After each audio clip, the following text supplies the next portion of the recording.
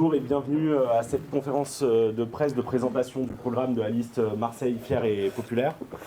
On est très heureux de vous accueillir. On est aujourd'hui la première liste et peut-être qu'on sera la seule liste à présenter un programme complet sur l'ensemble des problématiques de la ville. Un programme complet, cohérent, qui couvre l'ensemble des besoins et des problématiques qu'on a identifiés autour de pendant l'année et demie sur lequel on a travaillé. Un programme qui rassemble aussi bien les travaux de la France Insoumise, du collectif citoyen et il se met pas devant. de Vaille, Viens, mets-toi devant, s'il te plaît. les partis qui nous soutiennent, Révolution pour le Liban, le Parti de gauche, le Parti ouvrier international et la Confédération PEPS. Donc, la manière dont ça va se passer, c'est qu'on va commencer par un premier temps de présentation. Présentation qui sera en 4 parties avec 4 intervenants et c'est notre candidat Sébastien Delogu qui va ouvrir le bal. On vous propose ensuite qu'il y ait un temps de questions-réponses à l'issue des 4 interventions. Monte un peu le micro. Non, sur ton front. Et à la fin du temps de questions-réponses, on pourra évidemment procéder à des interviews spécifiques si c'est nécessaire. Donc je laisse la parole à notre candidat Sébastien Delogu. Merci beaucoup, merci à toutes celles et ceux qui sont présents et présentes aujourd'hui. Pour la France Insoumise, ces dernières années ont été très riches au niveau programmatique. Aujourd'hui, nous sommes fiers de nous présenter face à vous avec une douzaine de groupes thématiques qui ont vu le jour à travers toute la ville. Près d'une cinquantaine de militants qui ont donc réalisé plus de 200 auditions. Et aujourd'hui, donc, nous vous présentons près de 400 mesures pour Marseille. Le programme que nous vous présentons aujourd'hui, c'est 4 chapitres qui sont des engagements politiques pour faire de Marseille une ville plus juste, plus solidaire, plus apaisée, qui saura être à l'avant-garde de la lutte contre le dérèglement climatique. Notre objectif, c'est la révolution citoyenne, vous l'aurez compris, c'est-à-dire de faire rentrer le peuple dans les institutions pour qu'il puisse défendre directement ses intérêts. Pour moi, la révolution citoyenne s'organise prioritairement depuis la commune, parce que c'est à cette échelle, au plus proche des gens, au plus proche de leur réalité, que les luttes du quotidien se mènent. Je pense notamment aux collectifs, aux associations de parents d'élèves, aux associations de locataires et aux collectifs citoyens. À toutes celles et ceux qui tiennent à bout de bras cette ville, qui parfois même tiennent la ville à la place des institutions et parfois même contre les institutions. C'est avec eux que nous avons construit ce programme pour Marseille, qui vise à défendre les intérêts des classes populaires, des classes moyennes, mais aussi de la jeunesse. C'est avec eux que nous le porterons durant cette campagne et c'est avec eux que nous le mettrons en place lorsque nous gouvernerons cette ville à partir du 22 mars prochain. Ce programme, nous l'avons articulé en 4 grands chapitres. Rendre le pouvoir au peuple marseillais afin de construire des solutions justes et construire les rapports de force nécessaires pour les imposer. Répondre à ses besoins fondamentaux par le renforcement des services publics et la rupture avec la logique de marché. Préparer Marseille à l'urgence écologique par la planification et par le choix clair, par des choix clairs, durables, loin des logiques court-termistes. Mener ces transformations avec toutes et tous, en partant des inégalités réelles et en combattant toutes les discriminations. Entre vos mains, vous avez la version courte, un résumé autour de 13 priorités. Pour la version longue, il va falloir donc vous rendre sur le site de la campagne, sébastiendelogu2026.fr, où on y traite une vingtaine de thématiques, où il y figure des mesures clés et aussi la temporalité d'application de chaque mesure et les échelles, parce qu'il y a l'échelle municipale, l'échelle métropolitaine ou l'échelle nationale. Ce programme démontre qu'il existe une alternative crédible pour mener des politiques de rupture qui répondent aux problèmes que les Marseillaises et les Marseillais rencontrent au quotidien. Il n'y a pas de programme politique sans volonté politique de l'appliquer. Je sais, puisque j'ai affaire aujourd'hui aux journalistes, que j'ai beaucoup de défauts, parfois réelles, parfois supposées, mais je ne manquerai jamais de volonté pour faire changer concrètement la vie des gens.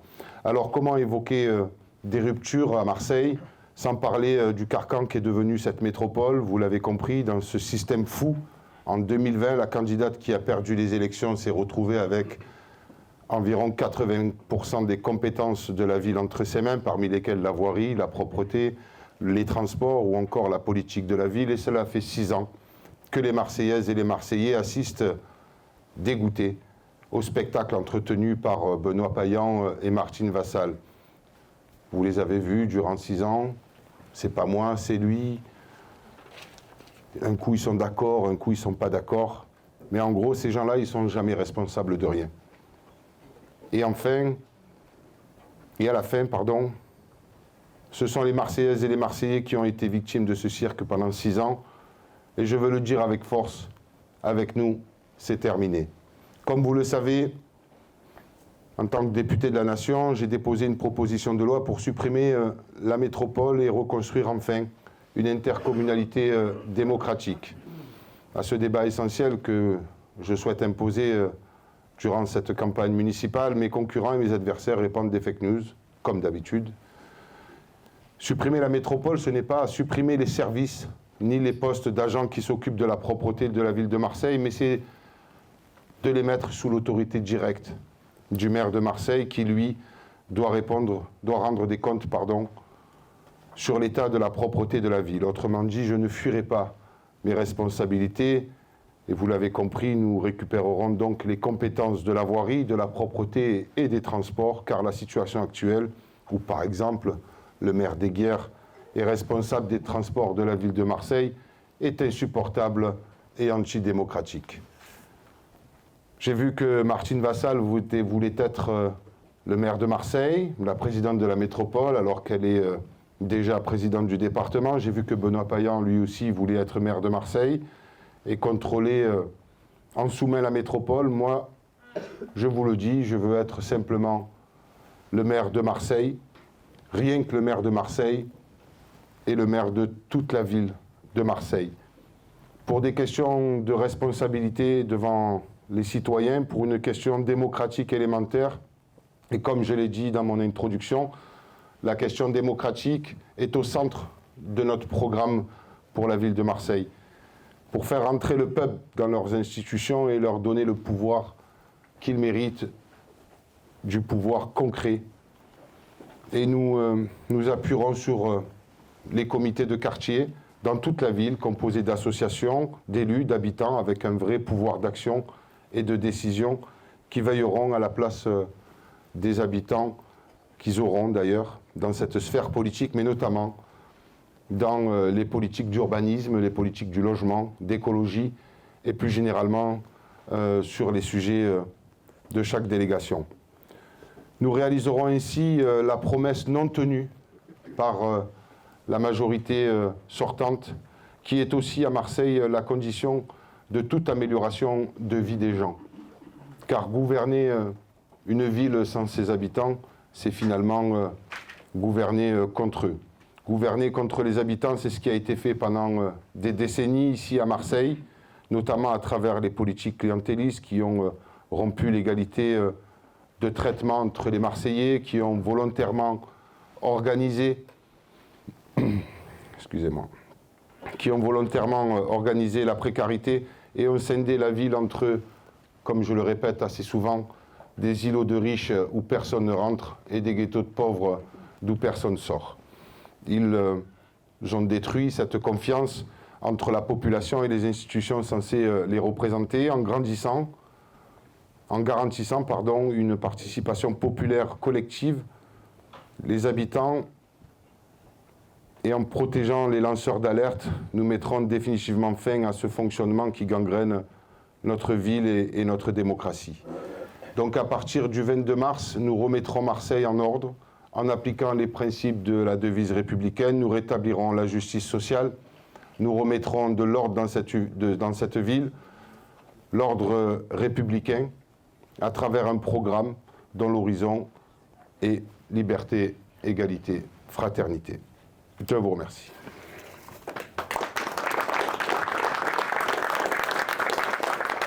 Alors, je donne la parole à Paola Arpens. Bon courage.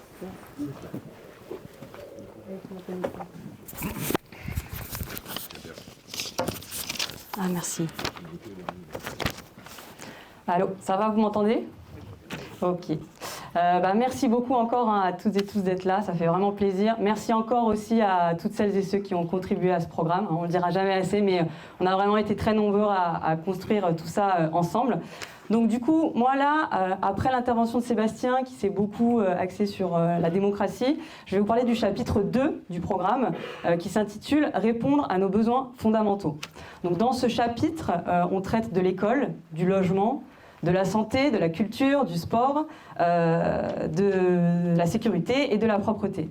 Donc en fait, c'est l'ensemble des besoins essentiels qui structurent notre quotidien et qui malheureusement, à Marseille, sont encore très inégalement accessibles. Je pense notamment au secteur du 2-3, dans lequel moi j'habite et avec qui on fait campagne avec notre candidat, Aladine Salim, où en fait on voit des situations révoltantes qui sont presque banales maintenant à Marseille. Encore la tour Félix Piat de 20 étages où il n'y a pas d'ascenseur, l'école Révolution où il n'y a pas de chauffage, la copropriété de Plombières où il y a des factures explosives et où les habitants sont livrés à des syndics voyous. Donc en fait toutes ces situations-là du quotidien qui sont épuisantes vraiment pour les gens, pour nous c'est ça aussi la source des tensions qui traversent la ville. Et il faut le dire clairement, cette situation pour nous, c'est pas une fatalité. C'est vraiment, c'est pas oui, Marseille est trop pauvre, on peut rien faire, les Marseillais sont ingérables. Non, c'est pas ça. C'est des choix politiques. Et en fait, c'est toujours la même logique qui est à l'œuvre, et c'est également le cas au national. Qu'est-ce qui va se passer? On va en fait moins investir dans les services publics. Les services publics, du coup, vont se dégrader. Et comme ils se dégradent, du coup, on va les confier au privé. Et du coup, qu'est-ce qui se passe quand on confie, par exemple, des services essentiels comme la propreté ou le logement au privé? On va avoir des gens qui vont dire « Ok, moi je veux me faire de l'argent, donc plutôt que de répondre aux besoins essentiels des habitants, je vais essayer d'attirer des investisseurs. Plutôt que d'essayer de rendre ces services accessibles et de qualité, je vais essayer de réduire les coûts. Plutôt que d'essayer de prendre le temps d'échanger avec les habitants, je vais aller vite. » Donc c'est toute cette logique du profit qui a gangréné les besoins essentiels dans laquelle nous on s'inscrit vraiment en rupture. Donc, vous l'aurez compris, surtout dans une ville qui est déjà l'une des plus ségrégées de France, on pense que cette logique elle est mortifère et on propose tout l'inverse. On veut donc renforcer les services publics avec plus de présence humaine, plus de transparence et de lien avec la population et des moyens à la hauteur des besoins. La commune, on est conscient évidemment qu'elle n'a pas tous les leviers, mais on pense vraiment, comme l'a dit Sébastien, que c'est un premier appui décisif pour essayer de changer cette trajectoire. Donc maintenant, pour entrer un peu plus dans le concret, on va prendre l'exemple du logement. Donc, à Marseille, le logement, c'est plus juste un lieu de vie. Vous le savez, c'est devenu une espèce de source de profit. On va laisser des logements vides pour spéculer. On va transformer des logements en location touristique. On va acheter plein de taudis complètement pourris qu'on va louer à des personnes ultra précaires. Et du coup, le secteur du logement est devenu une espèce de jungle dans laquelle c'est vraiment la loi du plus fort, ou plutôt du plus riche, qui prime, et dans lequel le secteur public a un peu fermé les yeux. Et nous, ce qu'on propose pour ça, c'est une brigade municipale du logement qui doit faire appliquer le droit au logement. Donc attention, de quoi on parle quand on dit la brigade? On ne parle pas de la brigade avec 5 personnes qui luttent contre Airbnb. On parle de doubler les effectifs pour lutter contre le mal logement. Première chose. Deuxième chose, cette brigade, elle sera transversale. Des outils juridiques pour lutter contre le Airbnb, c'est bien, mais il y en a aussi plein d'autres. Et il y en a 3 qu'on met évidemment, sur lesquels on va batailler. C'est l'extension du permis de louer, l'encadrement des loyers et des réquisitions ciblées. Donc tous ces outils juridiques, on va batailler pour les mettre en œuvre, d'une part, et d'autre part, sur le terrain avec la brigade, on va s'assurer qu'ils soient respectés. Donc cette brigade, comment elle va fonctionner ? Justement, par plus de présence humaine, elle va assurer l'accompagnement et la proximité avec les habitants pour davantage les protéger. Donc en fait, c'est une brigade qui va aller vers les habitants, aller chercher les propriétaires qui abusent, aller chercher les propriétaires qui sont aussi parfois en difficulté.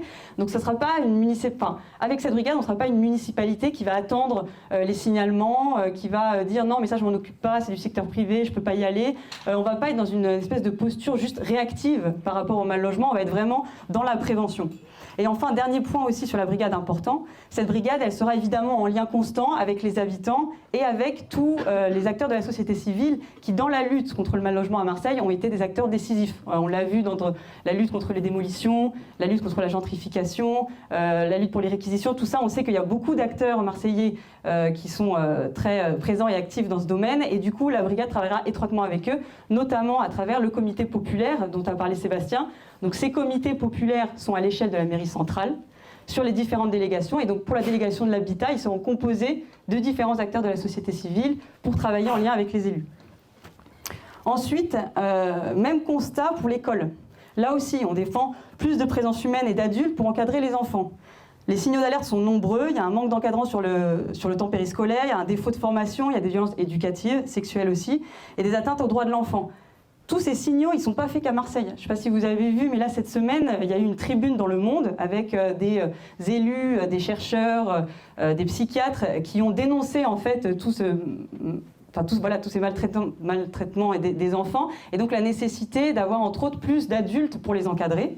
Et c'est pour ça qu'on défend la création d'une filière municipale de l'animation. Donc cette filière municipale de l'animation, elle permettra d'une part évidemment de recruter plus d'animateurs, mais aussi de les former, parce qu'on ne peut pas juste recruter comme ça sur des contrats ultra précaires n'importe qui pour s'occuper des enfants, et aussi pour stabiliser leurs emplois. Parce que juste rapidement, je vous explique. En fait, il y a plusieurs temps de l'enfant. Il y a le matin, il y a le midi, il y a après l'école, il y a le mercredi après-midi, il y a le samedi après-midi. Et tous ces temps de l'enfant, il y a plein d'acteurs en fait qui travaillent ensemble. Il y a les centres sociaux, il y a les écoles. Et l'idée, c'est d'unifier tout cela, de penser les temps de l'enfant dans une seule et même globalité. Et pour les animateurs, du coup, de ne pas avoir juste 8 heures, un contrat de 8 heures pour le déjeuner ou un contrat de 8 heures dans un centre social, mais vraiment d'avoir un temps plein sur ces différents lieux, sur l'école, sur le centre social, et du coup qu'on puisse penser l'accompagnement de l'enfant dans sa globalité. Et c'est aussi important pour nous parce qu'on pense que les animateurs et animatrices sont des acteurs clés de la municipalité, ils créent du lien social, ils participent à la prévention et contribuent directement à l'égalité entre tous les Marseillais et les Marseillaises. Et enfin, dernier point, la sécurité. Donc on l'a dit plus tôt, les causes profondes pour nous de la sécurité, elles sont aussi économiques et sociales, et donc liées aux conditions de vie indignes des habitants. Et donc plus de sécurité, nous on parle de tranquillité publique globale, qui pour être durable doit aussi s'attaquer, comme on l'a dit, aux problématiques de mal-logement, de précarité, d'abandon des services, de rupture du lien social. Et c'est cette approche globale qui guide le modèle de la police municipale de proximité que nous défendons, qui sera ancrée dans les quartiers, dans les différents arrondissements, au service des habitants et tournée vers la prévention. Donc vous l'aurez compris, notre priorité sera de défendre les services publics pour une Marseille communaliste, plus juste et solidaire. Merci beaucoup.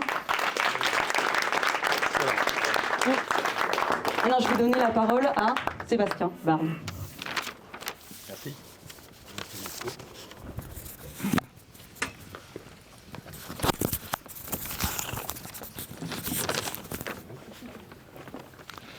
Bonjour à toutes et tous. Le GREC nous le dit depuis des années, notre ville est en première ligne par rapport au bouleversement climatique. Le GREC, c'est le GIEC local. La trajectoire qui nous est promise, si rien ne change, c'est une ville à plus 4 degrés dans quelques années. Et donc c'est une ville qui devient inhabitable. Notre programme, il a été pensé, ce chapitre 3, autour de la bifurcation écologique, il a été pensé pour faire face à cet état d'urgence climatique et pour arrêter de proposer en fait des pansements, de changer les choses par des pansements, par des rustines, mais de réellement penser un vrai programme de planification et de transformation écologique de la cité. Ce que l'on dit en fait, c'est qu'il faut rompre en fait avec des politiques qui font du et en même temps en matière d'écologie, c'est-à-dire on ne peut pas promettre, comme le fait Madame Vassal, de continuer à investir dans le volet routier, comme elle le fait sur plein de contournements routiers sur la métropole, et en même temps de dire qu'on va augmenter les transports collectifs. Nous, notre choix, c'est de dire on arrête d'investir dans le volet routier et on met tout le paquet pour faire un vrai RER métropolitain et pour développer les transports collectifs dans notre ville. On ne peut pas non plus, dans le cadre du plan école, remplacer les chaudières à gaz par d'autres chaudières à gaz et penser qu'on fait face au bouleversement climatique.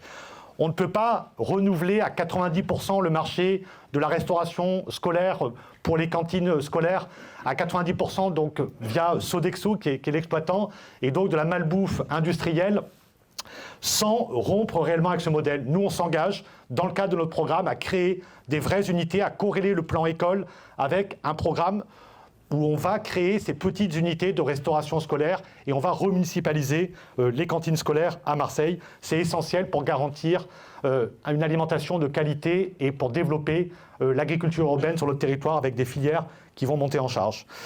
On ne peut pas non plus considérer que le tourisme de masse est une fatalité et choisir entre le croisiérisme. On aime bien le croisiérisme de luxe, que ça pourrait avoir des retombées, et on ne veut plus du croisiérisme des pauvres qui pollue beaucoup. Nous, en fait, on dit qu'il faut arrêter le croisiérisme, il faut penser un tourisme de manière complètement différente.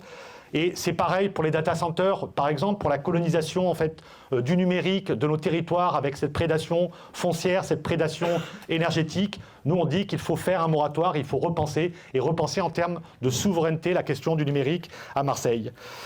Donc vous voyez bien que l'écologie qui est défendue, ce n'est pas une écologie d'accompagnement comme c'est le cas et ce qui nous est proposé depuis trop longtemps.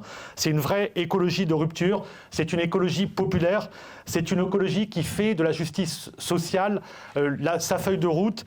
Et le premier engagement que l'on porte, c'est essentiel pour nous, c'est cette corrélation avec l'emploi. On pense qu'on peut renouer avec une ville productive, mais une ville productive sur un autre modèle, pas du tout sur l'économie globalisée qui a fait le passé de Marseille, mais sur une économie qui est relocalisée, une économie qui travaille sur plus de circularité, qui permet de travailler sur le réemploi, notamment sur le recyclage des matières, qui valorise son foncier. Je pense que c'est essentiel de lutter, on s'engage dans le programme à lutter contre le gâchis immobilier, à utiliser les casernes désaffectées, à utiliser les gares désaffectées, à utiliser nos friches industrielles pour recréer de l'activité, pour créer des manufactures, de la petite industrie, de l'industrie soutenable, de l'industrie qui réponde aux besoins du territoire, aux besoins de l'ensemble des Marseillais. C'est essentiel. On a évoqué un certain nombre de projets, mais qui existent déjà aux côtés marseillais, et on soutiendra ces projets, on s'engage à les soutenir. Ceux qui souhaitent produire, par exemple, des brasseurs d'air pour éviter la climatisation et ses dégâts, c'est-à-dire le fait qu'on reporte en fait, des conséquences sur l'avenir, on va s'engager à produire des brasseurs d'air made in Marseille en soutenant des initiatives locales dans ce domaine-là. Donc on veut soutenir les initiatives low-tech, on veut produire des véhicules intermédiaires à Marseille, pareil, qui répondent à des nouveaux besoins de mobilité en matière de logistique urbaine, en matière de besoins pour les personnes âgées, notamment pour aller faire leurs courses. Et donc, on peut créer cette ville des possibles, cette ville autour de friches et de villes productives. Un enjeu pour répondre à cela également, c'est la question de la formation. Il faut former les jeunes, notamment, à ces métiers d'avenir, à ces métiers de demain. Et pour cela, en fait, on développe, dans le cadre du programme, un certain nombre de soutiens à des initiatives. On souhaite développer sur différentes filières des écoles de la transition écologique. Il y en a une qui existe aujourd'hui pour les métiers du vivant, mais on souhaite en développer sur d'autres domaines. On souhaite bien évidemment, et c'est un engagement que l'on tiendra, mettre en place une véritable école, une université pour les métiers de la mer. Les métiers de la mer demain, notre port est une richesse, il faut pouvoir le développer, mais il faut aussi aller sur la reconversion, aller sur les énergies marines. Et donc c'est essentiel d'avoir enfin cette école, après les moultes promesses des différents dirigeants. Nous, on s'engage à monter cette école. Et puis on souhaite mettre en place le revenu de transition écologique qui va permettre à des personnes déjà en exercice de pouvoir bifurquer, d'aller vers des activités plus soutenables et plus utiles socialement pour notre territoire. C'est important de former, mais c'est également important de s'adapter à cette ville qui va nécessairement en fait, avoir une température qui augmente. Adapter, c'est bien sûr végétaliser notre ville, mais c'est également adapter nos logements, faire un habitat bioclimatique, et puis lutter. On s'engage à avoir un plan important de lutte contre la précarité énergétique, les 100 000 personnes qui vivent dans des passoires thermiques, mais surtout peut-être à Marseille et surtout demain dans des bouilloires thermiques. Et donc c'est essentiel d'avoir ce plan de massification. On s'engage à accompagner les différents acteurs du territoire, on s'engage à soutenir une coopérative de l'éco-rénovation de la ville pour former les artisans aux nouveaux matériaux, pour avoir l'approvisionnement en matériaux biosourcés et pour permettre donc d'accompagner socialement ces personnes pour rénover leur logement et permettre qu'elles vivent dans des conditions décentes. Un autre enjeu, un enjeu essentiel, mais qui est lié au contexte international, c'est le fait de réduire nos dépendances par rapport à l'extérieur. Notre ville est dépendante à 94% de l'extérieur. On souhaite réduire ces dépendances et pour ce faire, on souhaite développer notre autonomie notamment, on l'a dit, numérique, notre autonomie alimentaire et notre autonomie énergétique. Sur l'autonomie alimentaire, on soutiendra et on développera les programmes en fait, de sécurité sociale de l'alimentation qui germent dans Marseille. On essaiera En tout cas, la ville se fera chef d'orchestre pour essaimer ces initiatives qui viennent d'abord de la base, qui viennent des territoires, qui viennent des quartiers, mais on fera en sorte que ce beau projet, ce nouvel horizon en fait, social, de conquête sociale, d'une sécurité sociale alimentaire, soit développé à Marseille et soit expérimenté à Marseille. Et sur l'énergie, on développera des communautés locales d'énergie qui vont permettre de développer les renouvelables, les énergies renouvelables, mais également de réduire la facture énergétique des ménages. Et c'est essentiel, en garantissant notamment un prix garanti sur plusieurs décennies. Cet enjeu, il est essentiel, cet enjeu d'autonomie. Vous voyez bien en fait que pour nous, l'écologie, dans ce chapitre 3, c'est la force motrice pour à la fois réduire les inégalités, réduire les fractures sociales, les fractures territoriales, mais également créer une ville résiliente, une ville qui résiste aux chocs qui viennent, aux chocs qui s'annoncent, et pas seulement le choc climatique. Et pour ça, en fait, le pari que l'on fait, qui n'est pas du tout le pari d'autres villes, d'autres grandes métropoles, c'est le pari de l'entraide, le pari de l'auto-organisation, le pari du temps long, en fait, et du fait d'embarquer l'ensemble des citoyens. C'est pour ça que notre volet démocratique est essentiel. C'est pour ça qu'on développera, en fait, également les moyens mis à l'Assemblée citoyenne du futur, qui permet aux Marseillais de penser ce temps long, de penser la ville de demain. Pour nous, c'est essentiel. Alors, vous allez me dire, comment est-ce qu'on finance ces différents leviers de formation, la rénovation, le programme de lutte contre la précarité énergétique? Nous, on ira chercher des crédits où ils sont, on ira chercher des crédits à l'échelle européenne. On n'est pas assez volontariste dans cette quête de fonds européens. On n'est pas assez volontariste également pour mobiliser les fonds liés à l'État et pour avoir un vrai plan de rattrapage. Et la France Insoumise l'a bien dit dans son plan Marseille en vrai. Et puis, on mobilisera également l'épargne citoyenne. Notre liste s'appelle Marseille fière et populaire. Et je crois qu'il faut jouer. Je crois que les Marseillais ont envie de transformer, de participer à la transformation de leur cité. Et donc, ils participeront, en mobilisant l'épargne citoyenne des Marseillais, ils participeront à développer ces projets d'une ville coopérative, d'une ville productive, d'une ville qui soit adaptée à la ville de demain et aux défis climatiques. Merci. Et je passe la parole à Sienne.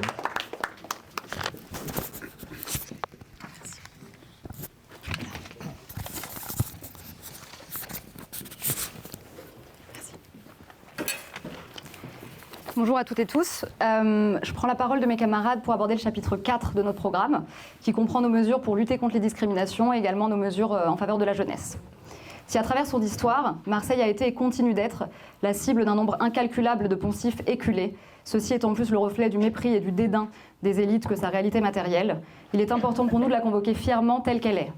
Une ville populaire qui a su s'enrichir au fil des siècles de ses vagues de migration et des combats menés par ses habitants et ses habitantes.